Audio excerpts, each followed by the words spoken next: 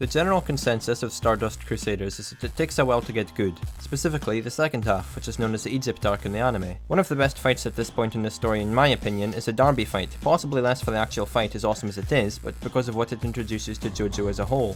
Before this point in the series, previous battles have more or less been battles of power, such as Tower of Grey, Ebony Devil, and Anubis to name a few. While it's not like they're just the exact same, they're pretty similar in the approach needed to win, as the user just needs a good old-fashioned beatdown. When we meet Daniel J. Darby and his Osiris stand though, it's very different to every other fight we've had so far. It's a fight in a very untraditional sense for the series, and allows us to see the other side to stands. While you get some power-based abilities, Osiris has no fighting potential whatsoever, and is to rely completely on its soul removal. This isn't a case of beating the shit out of the user, as he'll get nowhere, and he has to play by Darby's rules, which gives us a type of fight we've never seen before. And sure, while it is a game of poker, it manages to incorporate the stand aspect of the overall battle perfectly, through Jotaro's use of his stance, super fast speed, and bluffing to victory. Darby comes across as a quite confident character which we've seen over and over. The difference is with this arc though, and compared to others, is that he had every right to be. With one word, just one word, everything could have been over. If he had called, all of the Stardust Crusaders would have lost and the journey would have been over. I remember being amazed when I watched this at how something like gambling could be this intense and how the stakes could be as high as they were, and I really appreciate that Jotaro acknowledges just how terrifying Darby was. I've mentioned this time and time again in these videos, but this arc is a good example of how JoJo is able to take a rather normal activity and make it the hypest thing you've ever seen, and it's a trait of the manga that we thankfully see throughout, to my joy.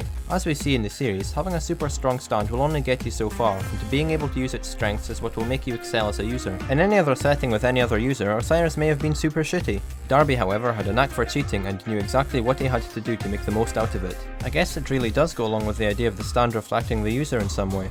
The way Jotaro ends up winning is a really nicely detailed scene showing the breakdown of Darby, but also has another purpose. It's a really good way of hyping up Dio's appearance later on. If Darby physically can't call because of how terrified he is of the possible consequences, you have to wonder, what the hell kind of stand does he have? I also liked how the arc manages to incorporate most of the present cast in one way or another. I enjoyed seeing Joseph's attempt to outsmart him, and it reminded me of Part 2 Joseph through his use of trickery and flat out cheating, just what we'd expect from him. Avdol's nervousness was also pretty funny to see him break character. He had good reason to be nervous as well, considering just how risky Jotaro's plan was, and it's very fitting of him. While his approach of betting everyone's souls may seem reckless and irresponsible, it's clear he was doing all he could to try and win back Polnareff and Joseph.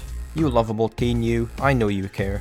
So there you have it, that's why the Darby arc works. It's the best example of the shift into ability-based powers at that point in the series, shows another side to JoJo, and is refreshing from what you're used to in Part 3. Thanks for watching folks. If you've got any suggestions for any JoJo video, let me know, and I'll see you later.